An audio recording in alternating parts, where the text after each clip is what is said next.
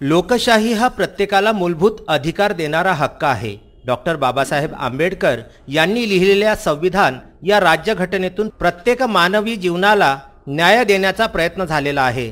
हा प्रयत्न आजही आपल्या मतदानाच्या माध्यमातून बघायला मिळतो आहे। आजपर्यंतच्या 70 वर्षाच्या कारकिर्दीमध्ये वय वर्ष 18 वरील प्रत्येक व्यक्तीने मतदानाचा हक्क बजावलेला आहे। आगामी होऊ घातलेल्या 2019च्या निवडणुकीमध्ये सुद्धा पात्र मतदार हे आपला हक्क बजावणार आहेत।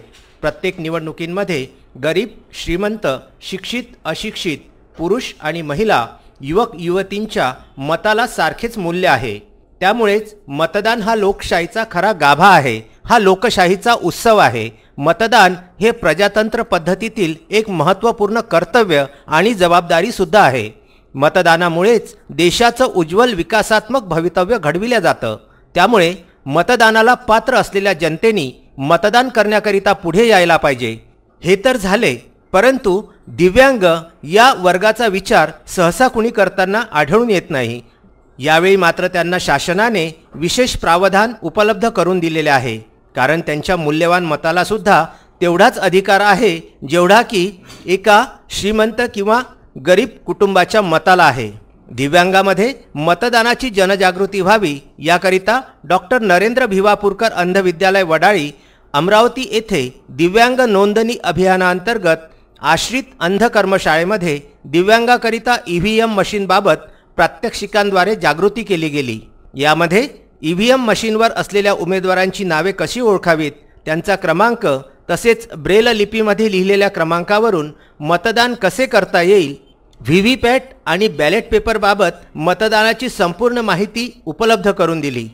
पॅट मशीन हे 2 मशीन तुम्हाला तुमच्या मतदान कक्षामध्ये पाहायला मिळतील। तर या मशीनमध्ये या ठिकाणी पूर्ण बॅलेट पेपर लागलेला असतो। त्याच्यावर डोळस लोकांना कोणता उमेदवार आहे, त्याचं पक्षचिन्ह काय आहे, त्याचं नाव काय आहे, हे सगळं लिहिलेलं आहे। तर ह्याचंच एक ब्रेल मधला पेपर, बॅलेट पेपर याच्याच संबंधी ब्रेलचा बॅलेट पेपर तुम्हाला बाहेर मतदान कक्षाच्या बाहेर पाहायला मिळेल।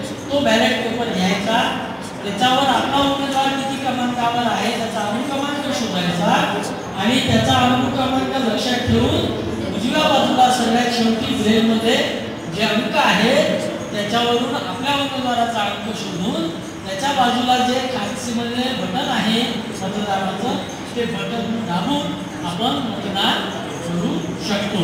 तर आता तुला किती क्रमांकाच्या उमेदवाराला मतदान करायचं आहे? 5 नंबर शोधा। 5 नंबरचं बटन मतदानाचं दाबा। हा लाल लाईट लागून इथे लगेच एक लाईट लागतो, त्यात ती स्लिप प्रिंट होते।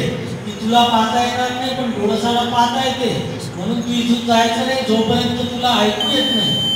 काय ऐकू आलं? बीप ऐकू आली म्हणजे तुमचं मतदान झालं।